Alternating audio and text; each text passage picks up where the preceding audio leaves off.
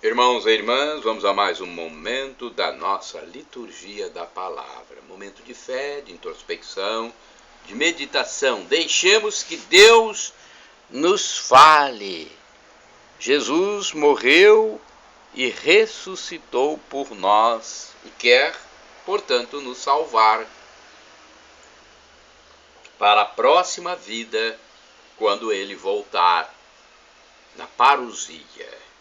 Liturgia de 18 de setembro de 2022 é a que eu transmito agora aqui no blog repórterpaulomaciel.blogspot.com, facebook.com/Paulo Maciel da Rádio, canal no YouTube Paulo Roberto Maciel, Instagram Paulo Roberto Maciel 6/. Domingo, 25ª semana do tempo comum, a cor dos paramentos litúrgicos é verde. No rito da celebração temos o Glória, o Creio, primeira semana do Saltério. Antífona da entrada, segundo o site novaaliança.com.br. Eu sou a salvação do povo, diz o Senhor. Se chamar por mim em qualquer provação, eu o ouvirei, serei seu Deus para sempre. Oração do dia agora, rezemos. Ó Pai, que resumistes toda a lei no amor a Deus e ao próximo, fazei que, observando o vosso mandamento, consigamos chegar um dia à vida eterna por nosso Senhor Jesus Cristo, vosso Filho, na unidade do Espírito Santo. Primeira leitura, leitura da profecia de Amós, capítulo 8, versículos do 4 ao 7. Ouvi isto, vós que maltratais os humildes e causais a prostração dos pobres da terra. Vós que andais dizendo, quando passará a lua nova para vendermos bem a mercadoria, e o sábado para darmos pronta saída ao trigo, para diminuir medidas, aumentar pesos e adulterar balanças, dominar os pobres com dinheiro e os humildes com um par de sandálias, e para pôr à venda o refúgio do trigo. Por causa da soberba de Jacó, jurou o Senhor, nunca mais esquecerei o que eles fizeram. Palavra do Senhor, graças a Deus. Vamos agora ao Salmo responsorial, Salmo 113, versículos do 1º ao 2º, 4º ao 8º, refrão 1º A, 7º B.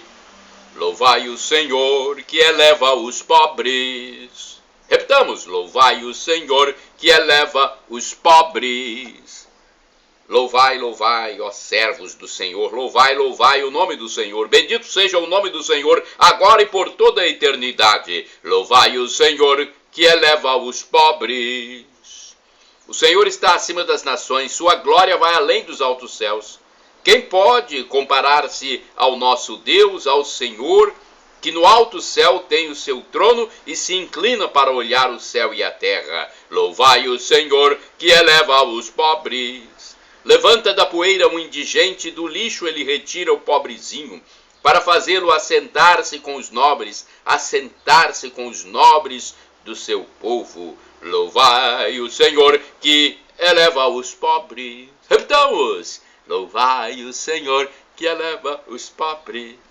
Segunda leitura, leitura da primeira carta de São Paulo a Timóteo, capítulo 2, versículos do 1º ao 8º. Caríssimo, antes de tudo, recomendo que se façam preces e orações, súplicas e ações de graças por todos os homens, pelos que governam e por todos os que ocupam altos cargos, a fim de que possamos levar uma vida tranquila e serena em toda a piedade e dignidade. Isto é bom e agradável a Deus, nosso Salvador. Ele quer que todos os homens sejam salvos e cheguem ao conhecimento da verdade.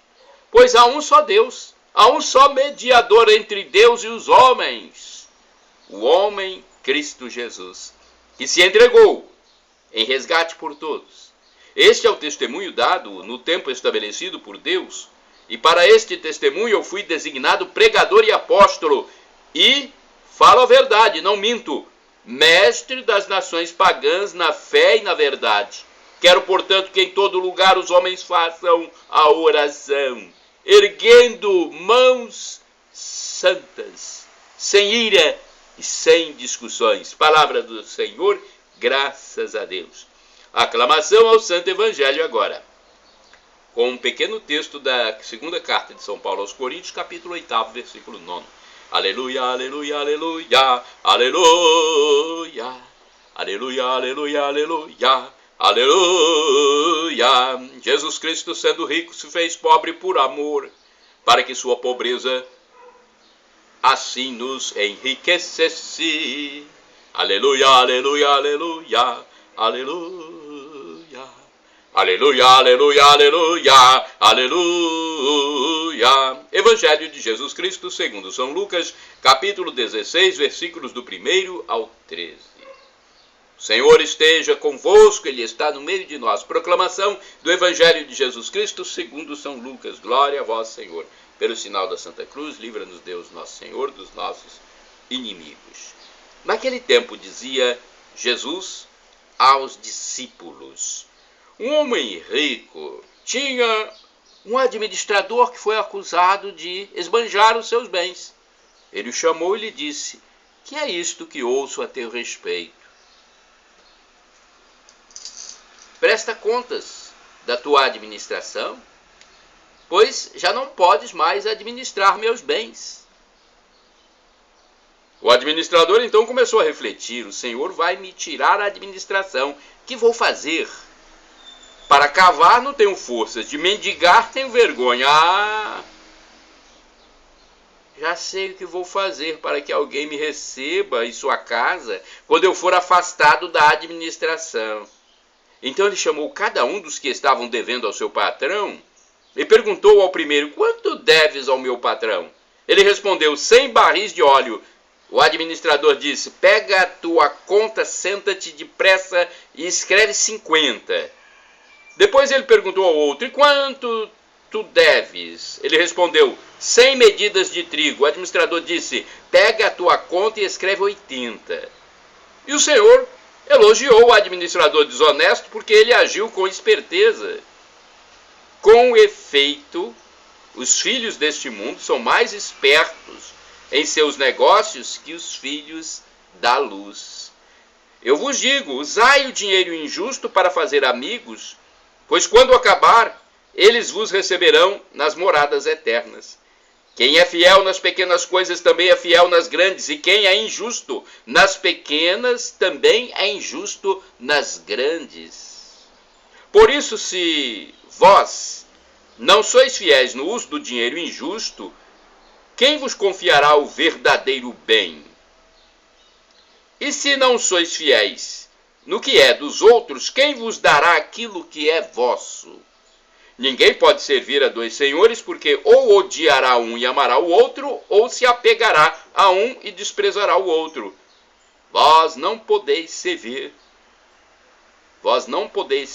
a Deus e ao dinheiro. Palavra da salvação, glória a vós, Senhor.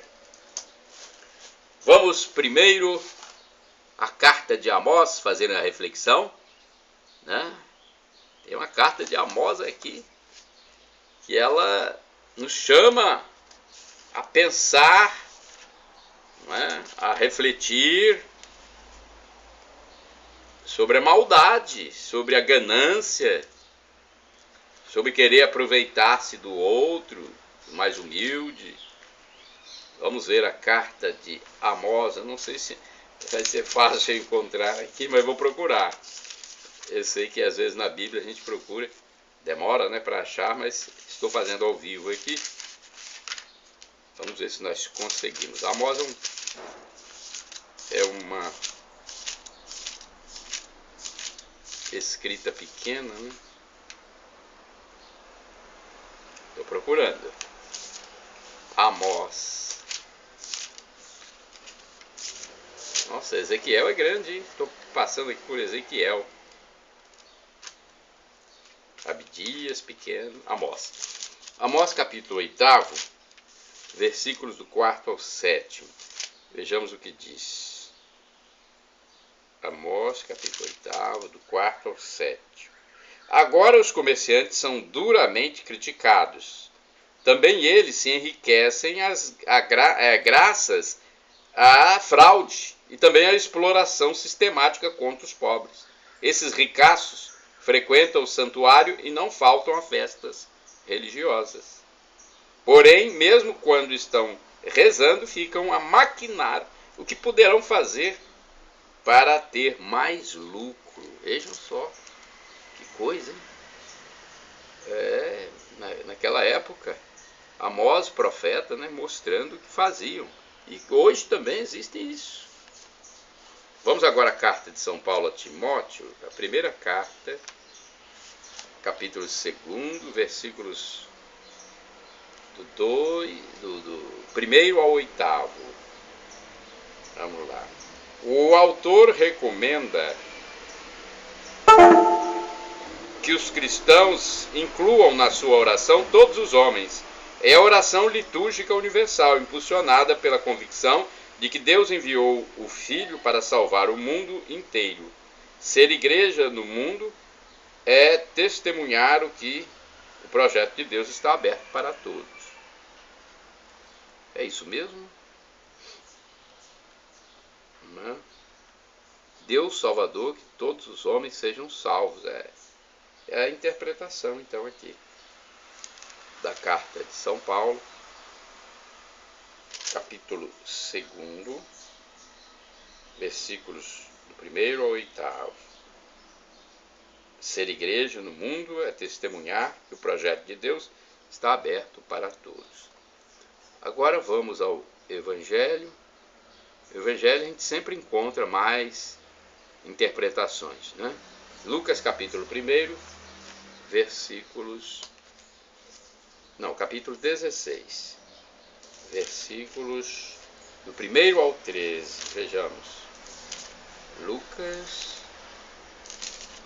a gente tem que consultar aqui na hora, é até mais emocionante. 16, versículo 1º ao 13. Diz o seguinte: Jesus elogia o administrador que soube tomar atitude prudente. O reino de Deus já chegou. É preciso tomar uma atitude antes que seja tarde demais. Converter-se, viver conforme a mensagem de Jesus.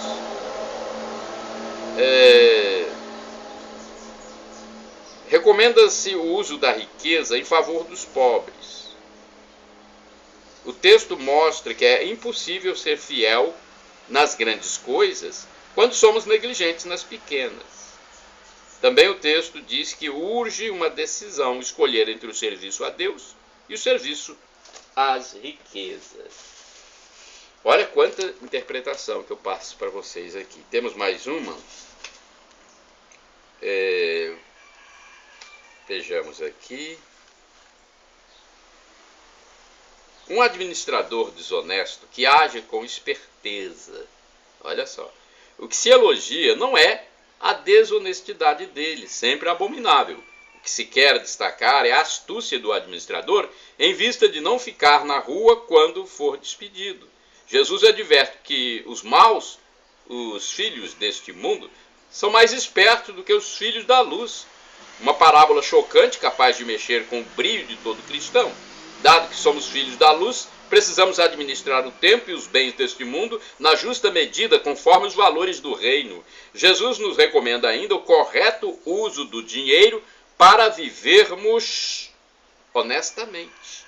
O dinheiro pode corromper, então cuidado com a sua administração. Quem desvia pequena quantia é capaz de desviar grandes somas. O dinheiro pode tornar-se um ídolo sedutor e querer ocupar o lugar de Deus. Veja. Deixa eu ver se tu tem também uma reflexão do anuário Folhinha Sagrado Coração. É do Frei César Coucamp, franciscano, O evangelho deste domingo traz a parábola do administrador infiel. Ele é elogiado pelo Senhor não pela prática desonesta, mas pela atitude que se deve ter em relação ao reino de Deus ou à própria salvação. O reino está próximo e é preciso decidir-se por Jesus. Não dá mais para servir a dois senhores ou ficar dormindo como as virgens imprudentes. Não basta reservar a Deus pequenos espaços da nossa vida, desligados de todo o resto. É preciso crer no Evangelho e tornar-se discípulo do Cristo. e orientar a vida nesta direção. Os bens terrenos não podem ser o nosso foco, mas podem ser administrados em favor dos amigos preferidos de Deus, os pobres. Que as conquistas do nosso trabalho não produzam injustiça, miséria e indignidade ao nosso irmão. Agora, do Antônio Carlos Santini, da liderança da Comunidade Católica Nova Aliança, e-mail santini@novaalianca.com.br, temos a liturgia comentada com o título Prestai contas.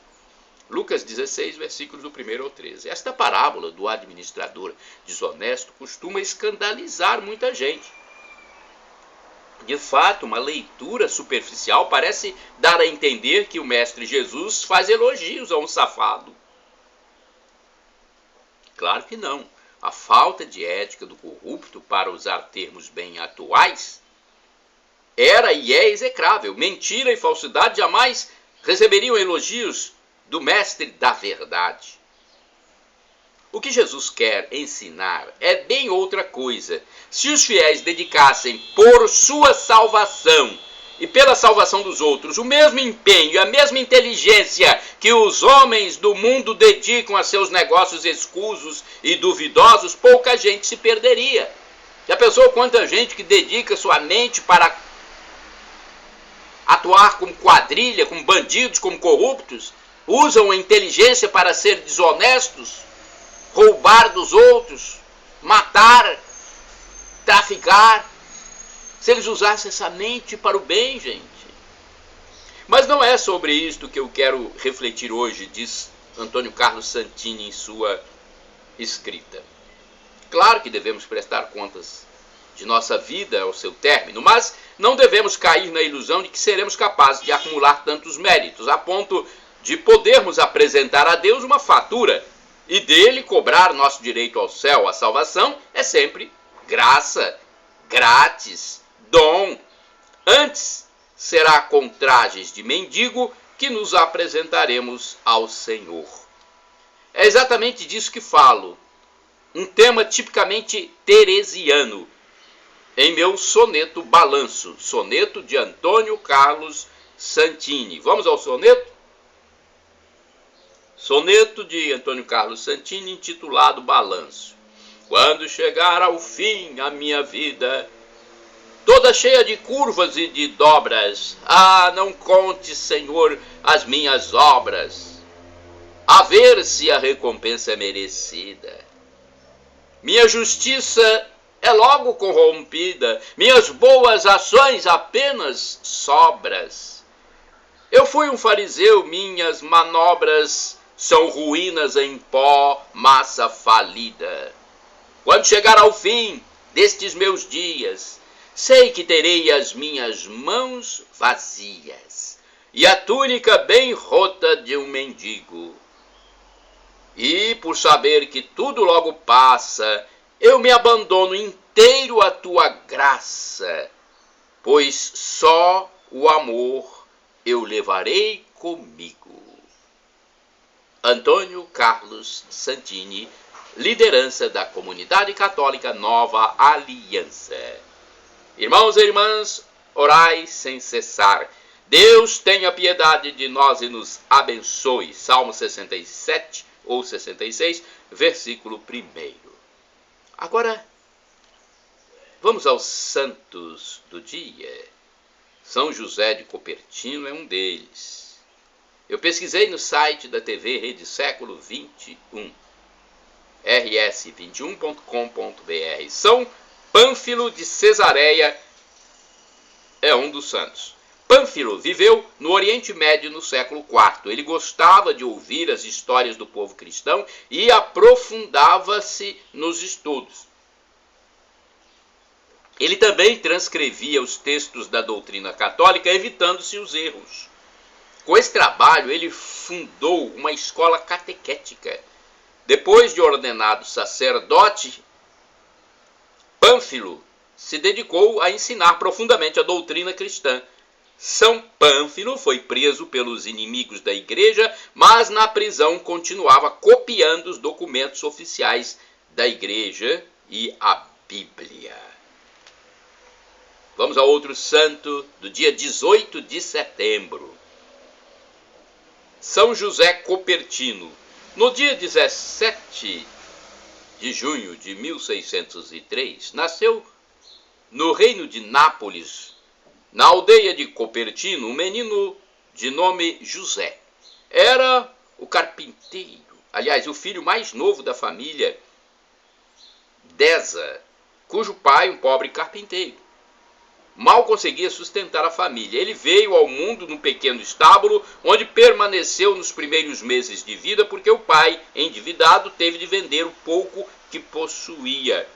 Já naquela época, os desníveis sociais geravam miséria, insegurança, sofrimento, impedindo que filhos de famílias pobres estudassem e desenvolvessem sua cultura e inteligência. Isso em 1603. Mas apesar de iletrado, ele não tinha cultura. Apesar de iletrado, não tinha ensino escolar, o menino foi criado no rigor dos ensinamentos de Cristo, pois sua família era muito religiosa. Assim foi a infância de José. Os únicos talentos por ele manifestados foram a ordem espiritual, o da oração e da caridade para com os mais necessitados que sofriam as agruras da miséria como ele. Quando completou 17 anos, estava determinado a tornar-se frade, mas até os capuchinhos que o haviam aceitado como irmão leigo fizeram-no devolver o hábito por causa da sua grande confusão mental. Isso causou a José um sofrimento muito grande, mas não desistiu. Finalmente foi aceito no convento de Grotelha, dos frades menores, que o acolheram e lhe deram uma tarefa simples: cuidar de uma mula. Mesmo renegado, estava determinado a ser sacerdote. Foi então que as graças divinas começaram a intervir na sua vida. Apesar da dificuldade que tinha em estudar, milagrosamente saía-se muito bem nas provas para tornar-se sacerdote. Olha só. Desde então começaram a aparecer sinais de predileção divina e fenômenos que atestavam sua santidade interior, presenciados pela comunidade de fiéis e irmãos da ordem. Eram manifestações extraordinárias, como, por exemplo, curas totalmente milagrosas de doentes com todos os tipos de enfermidades. Ainda, em êxtases de oração, caminhava pela igreja sem colocar os pés no chão e sem tomar nenhum cuidado com o corpo. Exalava um fino e delicado odor. Por tudo isso, já era venerado em vida como santo. Outro fato relevante da vida de José de Copertino é que, apesar de quase não ter nenhum estudo teológico, tinha o dom da ciência e era consultado por teólogos a respeito de questões delicadas. Espantosamente, tinha sempre respostas sábias e claras. Com isso, José de Copertino conquistou a glória máxima e, mesmo sendo considerado o frade mais ignorante de toda a ordem franciscana, sua fama de bom cristão, seu comportamento peculiar e seus milagres chegaram a Roma. O Papa Urbano VIII convocou-o e recebeu-o com as honras de que era merecedor.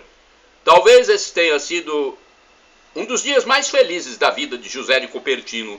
Em 1628, foi ordenado sacerdote. José de Copertino mergulhou tão profundamente nas coisas de Deus que acabou se tornando um conselheiro de padres, bispos, cardeais, chefes de Estado e religiosos em geral. Todos o procuravam. Vejam bem, todos o procuravam, autoridades, não só da igreja, mas fora da igreja também, chefes de Estado. Todos o procuravam. Olha que transformação, que milagre na vida de José de Copertino. E ele os atendia com paciência, humildade, sabedoria, indicando-lhes a luz de que necessitavam. José de Cupertino morreu aos 60 anos de idade no dia 18 de setembro de 1663, no convento de Osimo, Itália.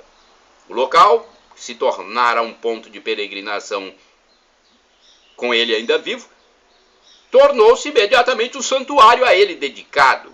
Festejado liturgicamente no dia de sua morte, este singular frade franciscano é considerado pelos estudiosos como o santo mais simpático da hagiografia católica, devido à sua determinação como santo de numerosas dificuldades encontradas nos estudos e exames de seleção. É considerado santo padroeiro dos estudantes que se encontram nessa condição atualmente. Então, olha, devido à sua determinação e diante das numerosas dificuldades encontradas nos estudos e exames de seleção, atenção vocês que também encontram dificuldades, ele é considerado santo, padroeiro dos estudantes que têm dificuldades nessa condição. Então, estudantes, peçam a intercessão de São José de Cupertino. Rogai por nós. São Pânfilo de Cesareia também, rogai por nós. Shalom Adonai, uma expressão hebraica que significa a paz de Deus. El Shaddai significa Deus onipotente, Deus todo-poderoso, Ele proverá. E Maranatá, como dizemos nós católicos, ou Maranata, como dizem nossos irmãos separados, os evangélicos ou protestantes. Não importa a pronúncia, somos todos irmãos e cristãos. E o significado é o mesmo. Do aramaico dialeto de Jesus para o português significa vinde Senhor Jesus. Vem Senhor, um dia Ele vai voltar e vai ser o juízo final, o fim da história, a parousia. Muitos irão para o céu, para o novo Éden, para o gozo eterno, a felicidade em plenitude, terão uma visão beatífica de Deus. Que bom. Agora, infelizmente, muitos irão para o inferno, a danação eterna.